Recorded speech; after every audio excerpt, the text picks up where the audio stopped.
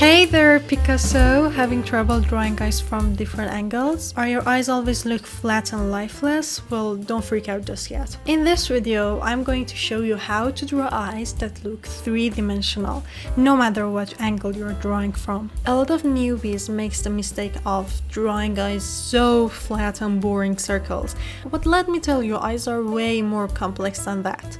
To really make your drawings pop, you've got to understand the three-dimensional structure of the eyes. So here's what you should do. Grab a pencil and paper and draw some little spheres in different directions. Not a circle, but a sphere. And this will be the eyeballs. Then inside each sphere, draw a tiny dot or a circle to represent the iris placement. Don't worry about the details just yet, we will add those later. And trust me, although it looks so easy, but if you do it the right way, your drawing will have so much depth and realism. So go ahead and give it a try. But wait, there's more. You can just stop there. Actually you can, but if you wanna, you can even use some fancy shading techniques. That means playing with light and shadow to create the illusion of depth, like what I did here. And now it's time to add the iris to its placement.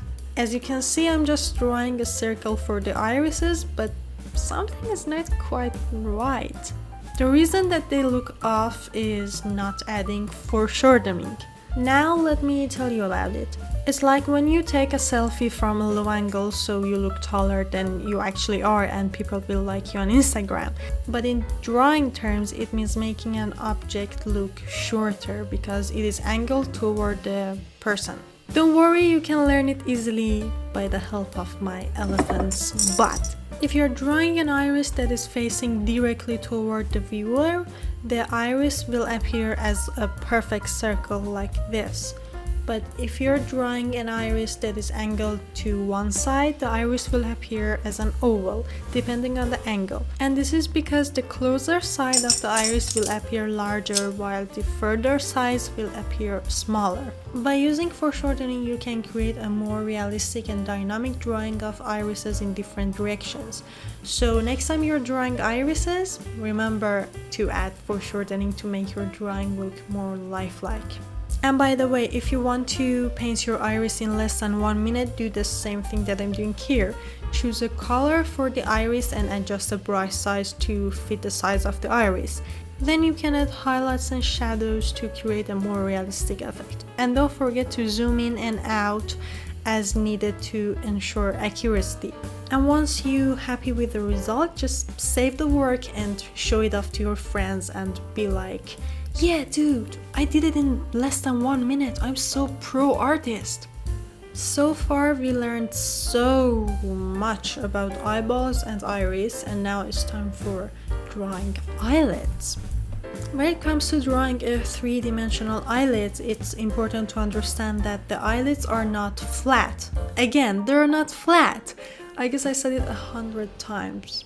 They can have a curved shape that can rotate around the eye, covering more or less of the eyeball depending on the angle. In general, when looking straight ahead, we can see the upper eyelid more clearly than the lower eyelid. As the eye rotates upward, we can see more of the upper eyelid and less of the lower one. And as the eye rotates downward, we can see more of the lower eyelid and less of the upper one. It's also important to note that the eyelids have different thicknesses in different areas. The part of the eyelid closest to the nose is typically thicker and has a more pronounced curve, while the outer edge of the eyelid is thinner and flatter. When drawing a three-dimensional eyelid, it can be helpful to start by sketching out the basic shape of the eyelid in a neutral position. From there, you can adjust the shape and thickness of the eyelid to match the angle of the eye and create the illusion of depth. One technique that can be helpful is to use shading to emphasize the curve of the eyelid and create the illusion of shadow. By shading the area of the eyelid closest to the nose more heavily, you can create the impression of the more pronounced curve. With practice and an understanding of the way of eyelids rotate and appear at different angles, you can create realistic and lifelike drawing of the human eye. Although I'm not drawing realistic, I'm drawing a stylized, but it doesn't make any difference. And if it's still hard to draw eyelids, I have another video that surely can help you to master eye drawing, so go and watch it. And finally, it's time to draw the other eye. Have you ever seen a drawing or a cartoon where one eye is perfect but the other eye is weird? No? Anyway, we are here to fix that. Bring a real paper and divide it in half with a line. If you bend this paper, you can have the other eye in different angles, and you can use it as a reference for your drawings. So draw 2 simple eyes on it, and finally, by bending this paper, you can see how the other eye will look in 3/4 view. Bye bye!